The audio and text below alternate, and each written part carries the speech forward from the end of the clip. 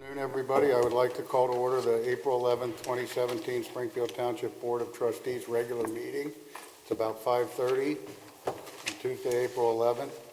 Mr. Burning, may we have the roll call, please? Yes, sir. Ms. McFarland? Present. Mr. Honolaw? Present. Mr. Burning? Present. All trustees are present.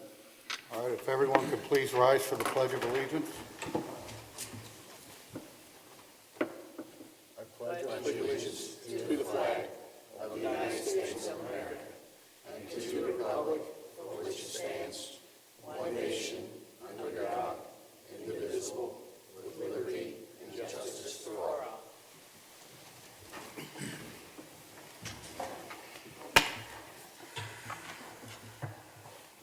We have meeting minutes from March 14th regular board meeting and the March 28th regular board work session.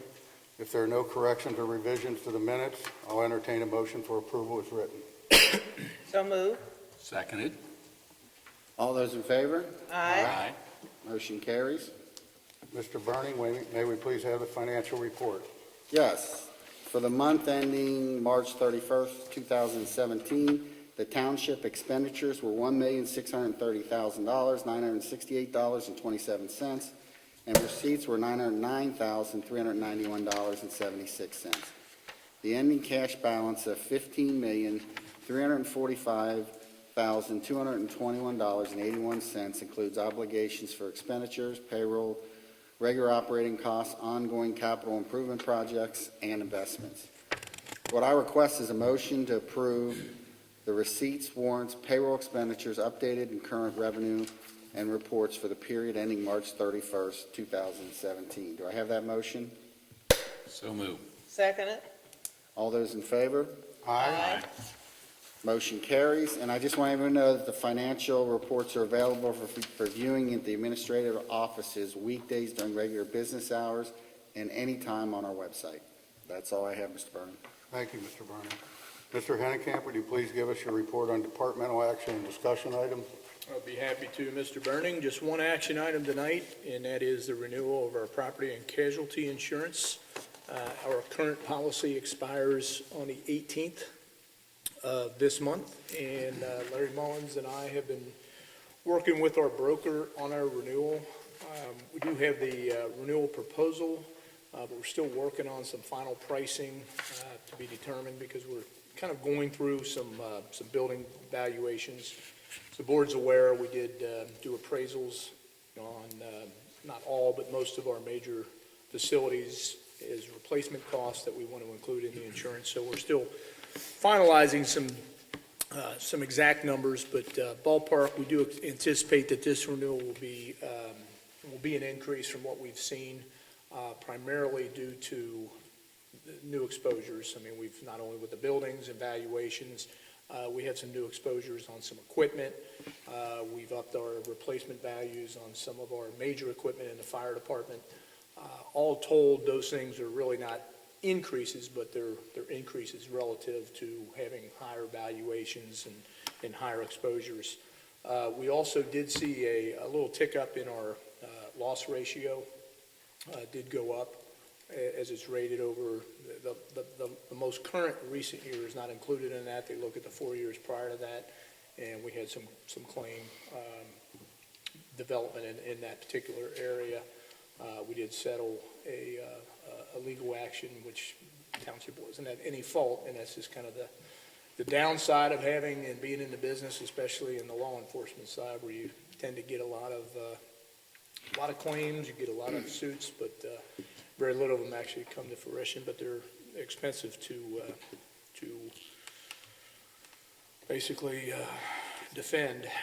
And so all told, we're going to probably see somewhere in the neighborhood of about 4 to 5% in the increase area. So I know we reviewed this with the board. Unless there's any questions, whatever to request a motion to renew our property and casualty insurance with the Ohio plan, with the aforementioned changes. Obviously, the final pricing will come in, and it'll be within the range that we talked about, within a couple, probably $1,000 of where we think it will, just when we get the final pricing on the valuations. Okay. Well, I would say one thing, we've gotten very good service from the Ohio plan. There's certain aspects of the policy that give us more flexibility than some of the other options.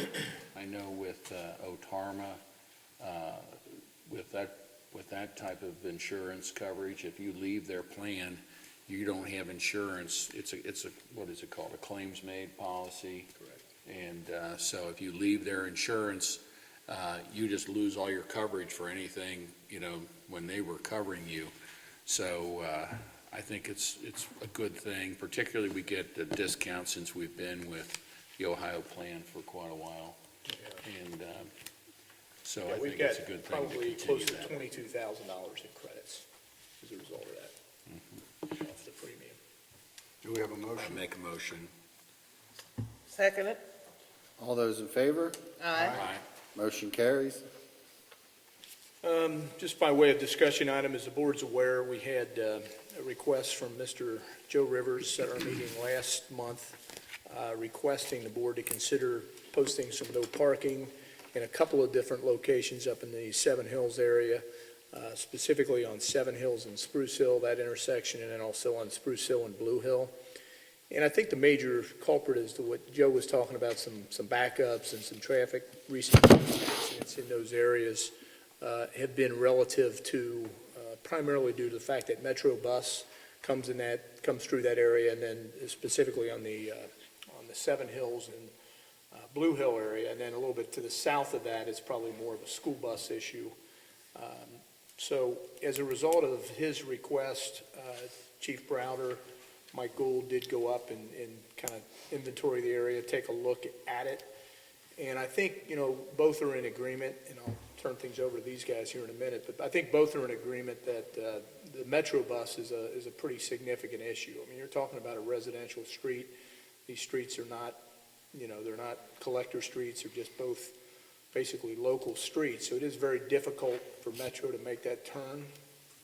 That is the end of the route for Metro. It sort of terminates up in Seven Hills, so they go up Hamilton Avenue, and then they come east on to Seven Hills, south on Spruce Hill, and then west out onto Roosevelt, as they kind of make that loop and then come back out onto Hamilton. So that is certainly a part of the culprit. I know Mike and Chief have reached out to Metro to talk about the possibility of maybe changing their route, and if we could find a location maybe where they come off of Hamilton and they enter, into some of the private properties where the old shopping center is, and there's a church up in that area. If something could be worked out to where that property owner would be agreeable. Metro indicated, I think, that they certainly are agreeable to look at that. They did provide some numbers of riders up in that area. I was a little surprised. The ridership is very, very high. They're talking about roughly 200 and probably close to 60, 270 riders a day. 101 of those are on Seven Hills. 26 of them come from the Spruce Hill, and then 145 on the Roosevelt side. So the vast majority of them being on Seven Hills and on Roosevelt, it wouldn't be that far for them to go, closer to Hamilton if we could do that, and that probably would alleviate a good portion of the traffic. On the south part, where it's more of a school bus issue, their recommendation would be to post no parking from 7 to 9 a.m. and from 3 to 5 p.m. at the locations that you have there, and that would most likely alleviate the issue. So really, I guess it's a question for the board. If we want to pursue continued conversations with Metro, we can certainly do that to see what might be able to be worked out with some of the property owners up there to have them not travel that route. I would think there's an added advantage in that bus traffic. I think, Rob, did you say 19 times a day they go through there? Correct, 19 a day. I mean, that's some pretty significant wear and tear on the street, which clearly is not really designed, that section's really not designed for a full-size Metro bus. So you've got some wear and tear on the street is the added advantage of maybe not having them go through there. But again, that could be some disadvantage for some of the residents in that area. If we can get Metro to move, then we would probably recommend pursuing the south one. If we're not going to have Metro move, then you'd probably want to consider no parking up in the north area at that intersection as indicated in yellow on the sheets that you have. So I'll turn things, I don't know if there's anything you guys want to add, Chief or Mike? That pretty much sums it up. We just, with the metro situation, just took to where there would be 2 spots alleviated. That's the most conservative potential there, but bear in mind that on Spruce Hill Drive, on the west side of that street, you have cars typically parked all the way down. So in order to truly alleviate the problem without metro going onto the private property, it would almost be necessary to prohibit parking all the way down Spruce Hill, which would be a considerable amount of parking spaces. Is We're that, only taking away, what, like 4 spaces?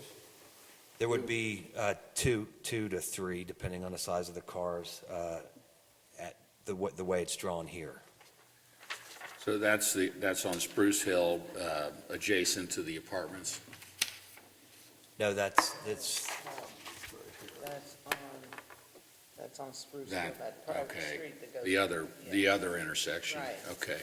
correct. And then the second intersection of Blue Hill and Spruce Hill, as Mr. Hennekamp stated, if we just restrict the parking there during school hours, the 7 to 9 and then the 3 p.m. to 5 p.m., that would alleviate that.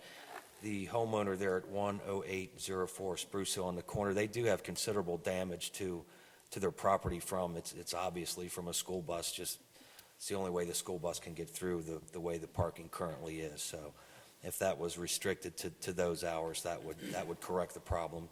It wouldn't hurt the parking situation at all.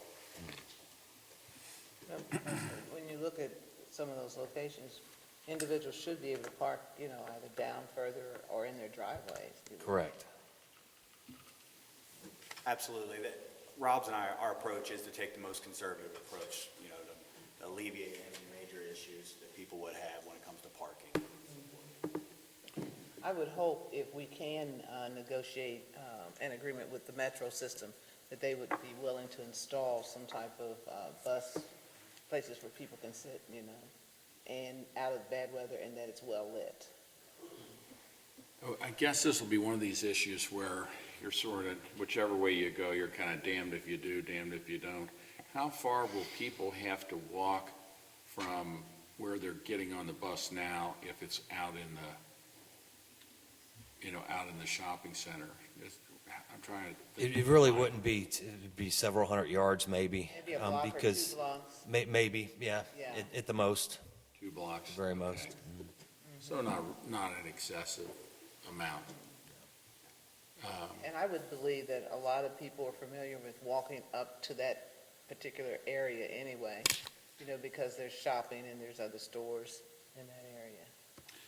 Well, then, on Spruce Hill and Blue Hill intersection, there is sort of that stub street there, that if we restrict a couple cars on Blue Hill, they can maybe park kind of on the end of that.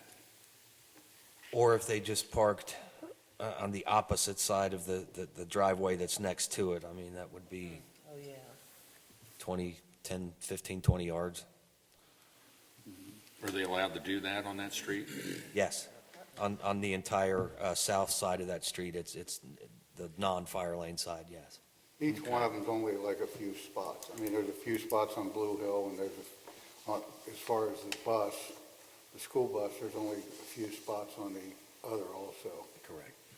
As well, on Spruce Hill, where the cars have been parking, that's an apartment complex as well. Correct, and So they have parking They have plenty of parking. behind their apartment. they have a fairly good size A lot of parking, in the back, which was empty when Mr. Gould and I were there, so. So I guess what we're looking for is maybe direction from the board, if you want us to continue to pursue discussions with Metro before we really make any decisions. I think the south piece, the Blue Hill one, is probably irrelevant of Metro. That's one, that's more of That's a a school bus issue, Right. probably that, maybe evaluate that one separately. But typically what we do is, if the board's going to consider no parking, we notify property owners, let them know that, hey, there's going to be an upcoming meeting of the board. This is when the board's going to take this particular issue into consideration. So that way, if they want to attend and provide some input, they can do that. We can do all of that now, or we can wait and see how, we can do the south piece now and notify those folks so that in May you're ready to take action. And at the same time, we'll continue discussions with Metro.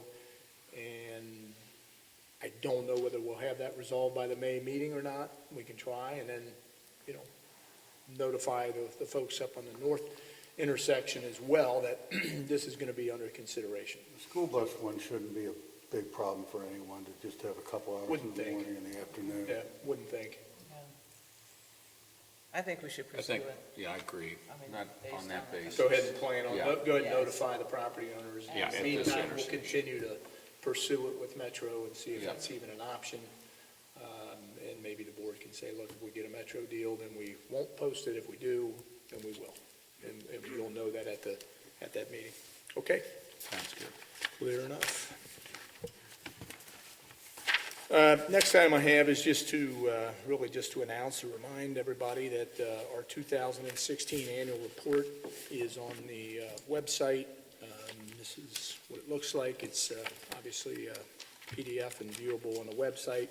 It's a real good summary of what took place in 2016, kind of a little electronic version of the state of the township, and just kind of hits some of the highlights of some of the accomplishments and some of the things that went off. So that is available, and I would thank both Kim Flam and Chris Gilbert for all their work on this. I think they did a real nice job, and it's a good report, kind of consolidates a lot of information, pretty quick and easy read. It's definitely easy to read, thank you, and the font size is very nice as well. You So- like that Reader Digest font size? Yes, yes. I'm I starting- didn't have to put these on. I know, I'm starting to like that too.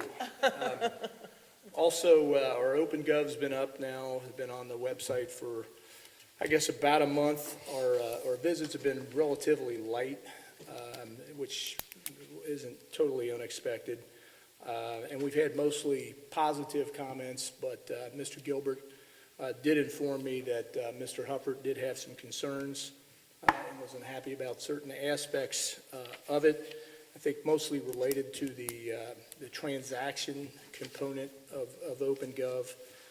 And I just want to clarify, what we put on there were our 2016, I think the state calls theirs checkbook, it's essentially the same thing. We just put the 1 year on there. That was really my decision. We certainly have the ability to go back to 2013, 14, and 15 and put those checks on there, and if it's the board's desire, we can do it. I guess it was an oversight on my part. I didn't think people would want to go back 4 years and look at checks, but we can certainly provide that data. We sort of have the summary data for what departments are spending, but it's not really any more work to do it, and could easily be done.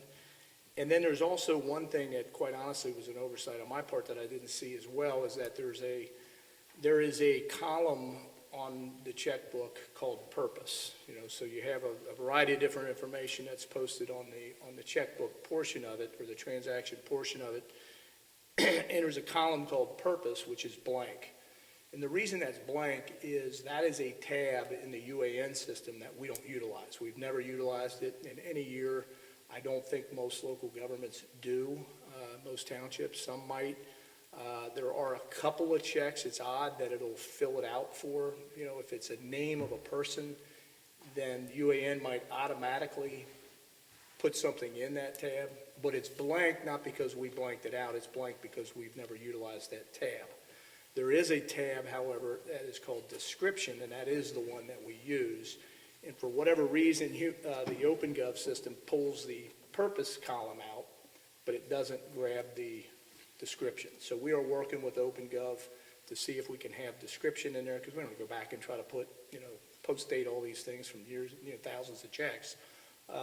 I didn't see that it was doing it. I don't think the state one even has that purpose column on there because they blanked it out. So it's not on there anymore. I agree, it did look like it was being blanked out.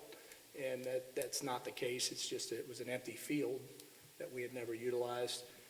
The description one, we're going to see if OpenGov can add that one. That'll provide a little bit more information to each check so that you can see. I mean, a lot of the checks are kind of self-explanatory, but some of them are not, and so that will help. So hopefully that clarifies clarifies that issue. It is a work in progress. The whole OpenGov site is both how we're using it internally and how we'll continue to evolve, and so we'll continue to try to make improvements to it along the way. Thank you. I know the board had requested some information on Hempstead, and Mike, I'll ask you if you give us a quick update Mike, on Hempstead. we have gotten, citizens saying, when's it gonna start? What's the status? How are things coming on the project?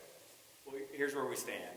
In the last month, we've had 2 water main breaks that have occurred between Cottonwood and Winton Road on Hempstead itself. The most recent one was last Saturday night. So in response to the frequency of those events and our upcoming resurfacing project, I asked Waterworks to come out and evaluate the condition of the main and look at the reasons why the main is recently broke. Do we have failing joints?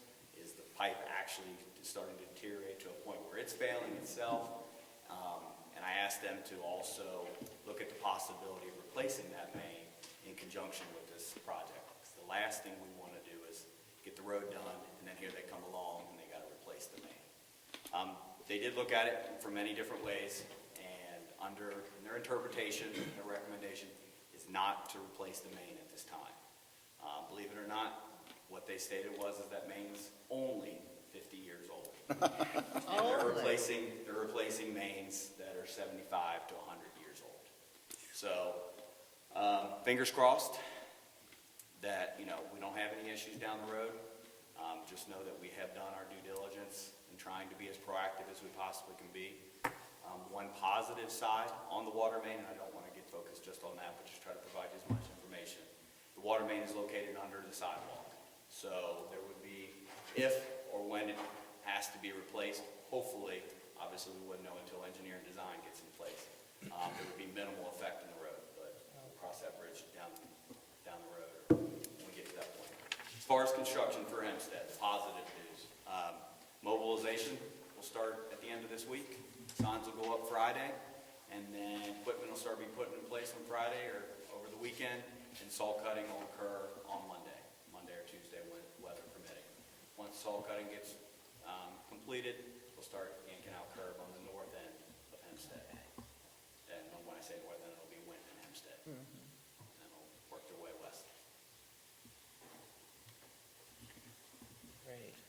So at least we have documentation that we requested that they research it in case something in 15 years should happen. Utility coordination is a hot topic in the public works right now because there's so many communities and there's so much infrastructure work right now. And so we're all reaching out to Waterworks, MSD, Duke, when it comes to this stuff and saying, hey, we don't want you coming back behind and digging up the road that we just repaired. So it's a hot topic. We're trying real hard, but yes, we've done our documentation then. So if it does happen, we'll cover it. That's good. Thanks, Mike. The only other thing I have, Mr. Burning, is the personnel update, and announced we did terminate Lillian Hoffman as a part-time EMT firefighter effective date of March 14th of 2017, and we did promote Dan Wattenhofer to full-time paramedic firefighter effective date of April the 3rd, 2017. And I know the board has copies of departmental activity reports, but I would ask him to bring us up to date on what's going on with community events and programming. Our next community event is on April the 28th. We are doing a free performance with Playhouse in the Park. And then starting in May, everything just really kind of ramps up. The last month of every month, the last Friday of every month from May through September, we're going to be doing afternoon lunchtime concerts with a food truck. We'll be bringing in all of our big concert series starting in June, and our camp program will also be starting at the end. May 30th will be our first day for camp. What time is that event on April the 28th? It starts at 7 o'clock p.m. 7 p.m. Okay. All ages? All ages.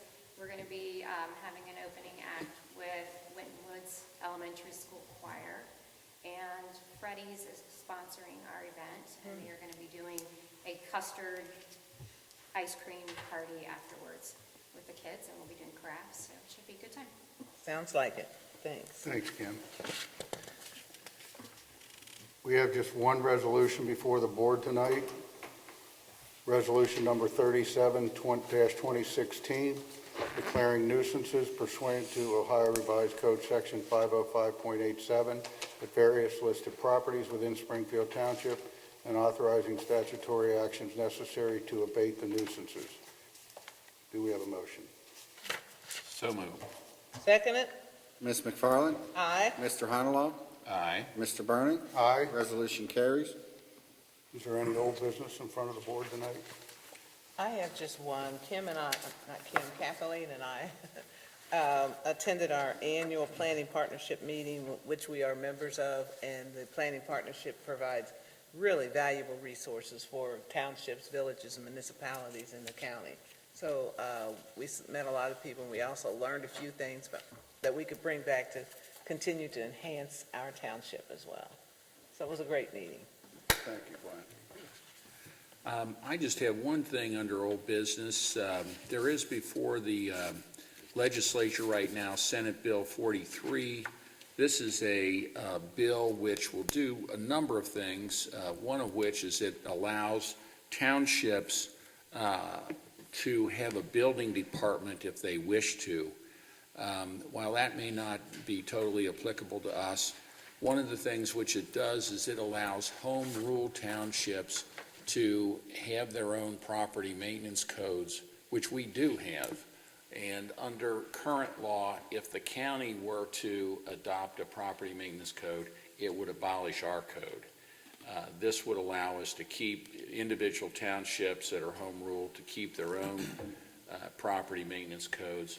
I think that, as we've seen, one size doesn't fit all across all the various communities in the county, and I think we want to be able to control, some of our property uses and property maintenance in the township, and that we should, I would, suggest that we send a letter to our legislators indicating our support of this bill. It's Senate Bill 43. It sounds like it's something that we should do not only for our county, but the other counties as well. It's kind of like a global thing. Yeah, there are townships that want to have their own building department, but making sure the state doesn't take away our ability to do our own building code is definitely important to us. Well, I'd like to make a motion that we direct Mr. Hennenkamp to send a letter supporting the Senate Bill 43 and sending it to whomever sponsored the bill, letting them know that we support the bill. And our representatives. And our representatives, yes. Yeah. I second that motion. All those in favor? Aye. Motion carries. Is there any new business? I have none.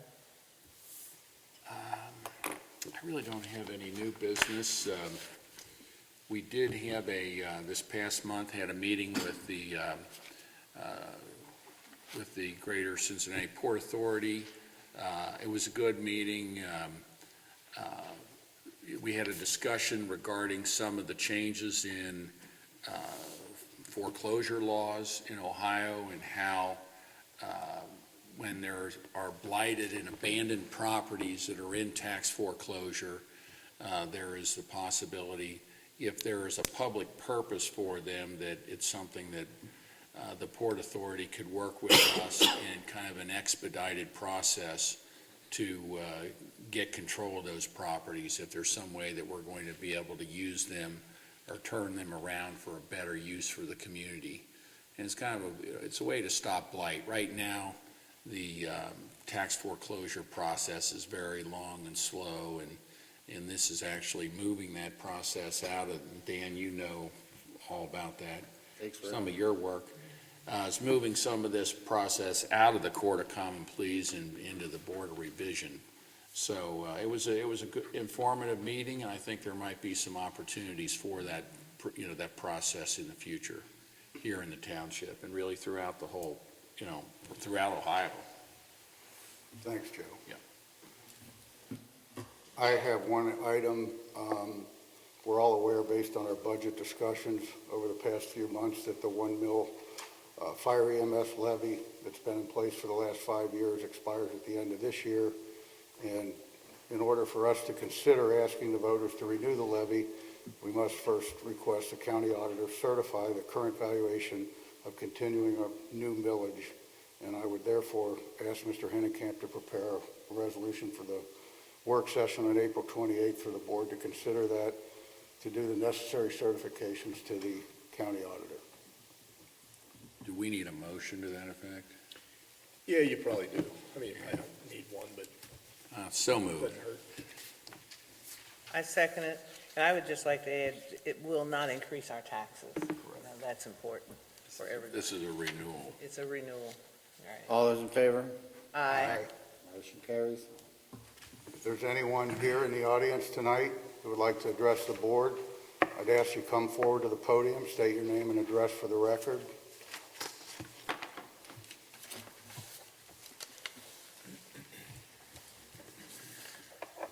Kyle Humphrey, 527 Pringle Drive. First of all, thank you for taking the steps to improve what you've got online and checkbook already. I do appreciate that. I wanted to come back and talk about SB 199 that I brought up last month. I did some additional research on that bill, and I wanted to share what I found out with you and also see if you could look into it as well.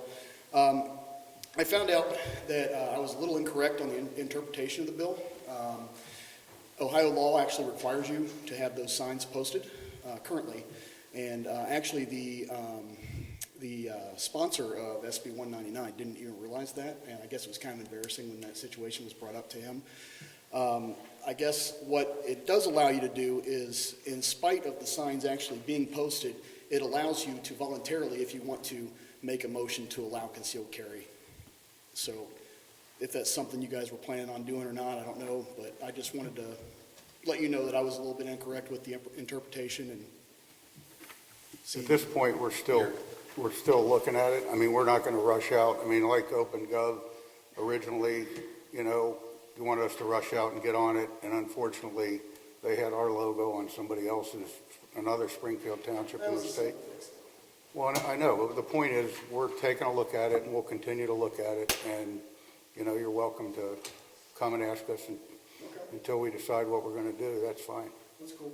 And I just wanted to point out also, it's a similar situation to what happened with, there was a law passed a few years ago with regards to rest stops on the highway.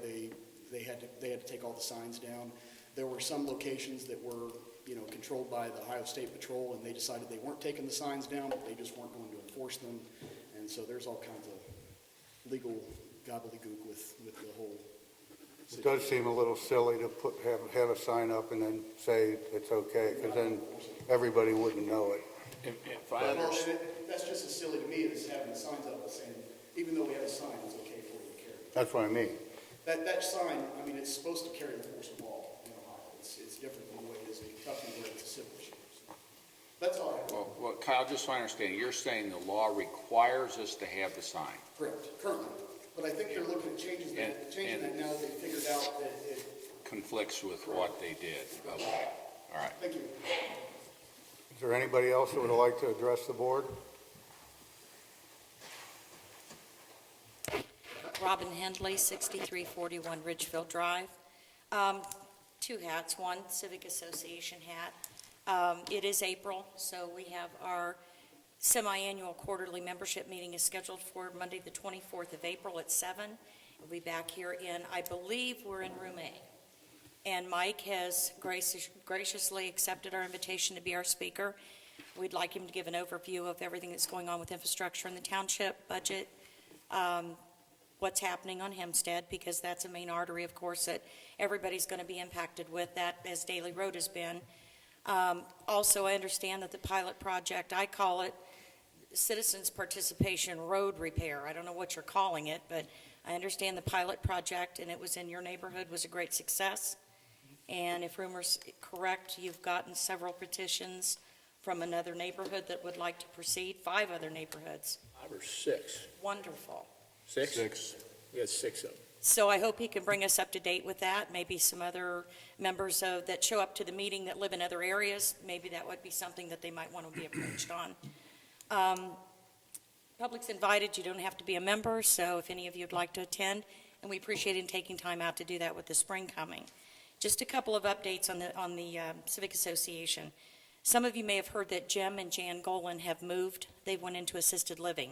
Jim's had some declining health, and I understand he fell down and had a broken leg, so his recovery's been slow. Jim and I kind of took over the last 3 or 4 years what we call the housing sweep.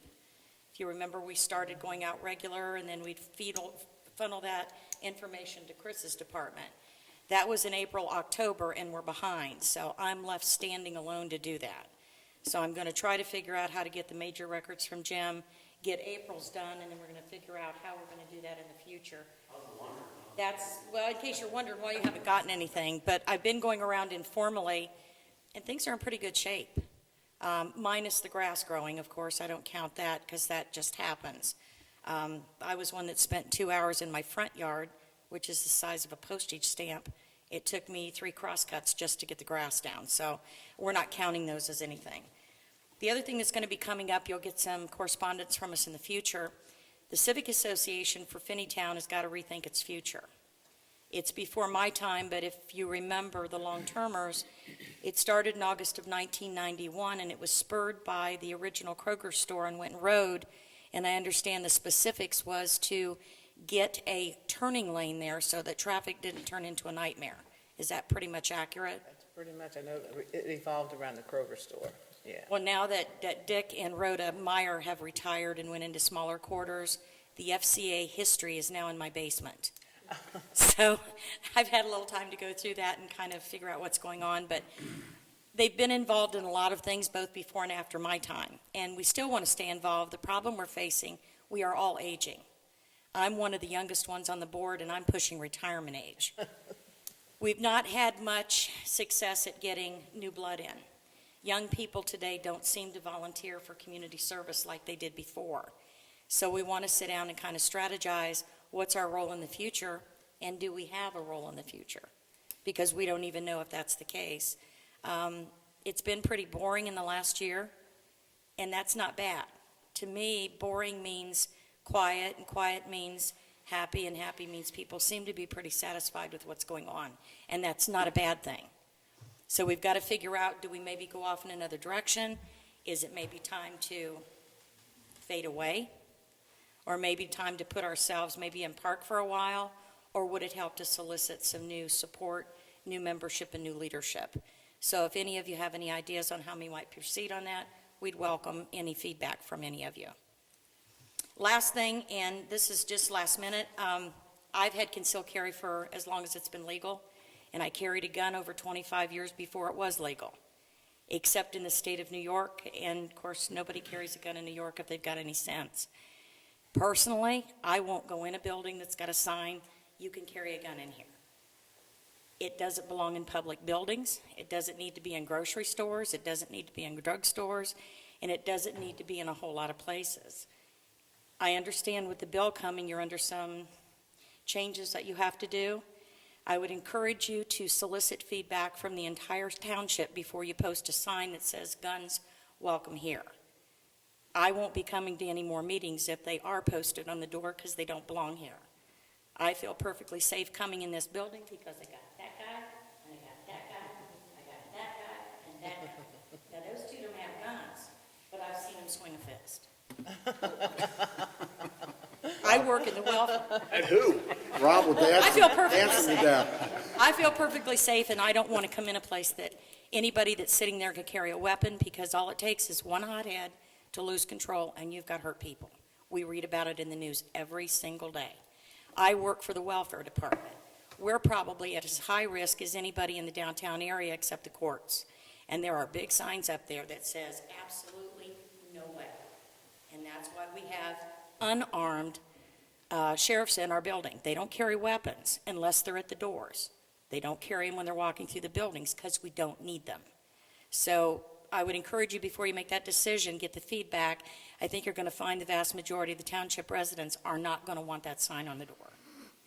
Thanks. Thank you, Robin. Thank you, Robin. I want to thank you and Joe for the work that you all have continued to do to make our township a great place to live. You've always been very positive. You look at things from a global perspective, not just the Civic Association perspective, and we really value the leadership that you all brought to the township and continue to bring. Joe has been promoted, by the way, in case any of you didn't know, Paul Wordmutter has retired. So Joe is now the head duck in Camp Washington.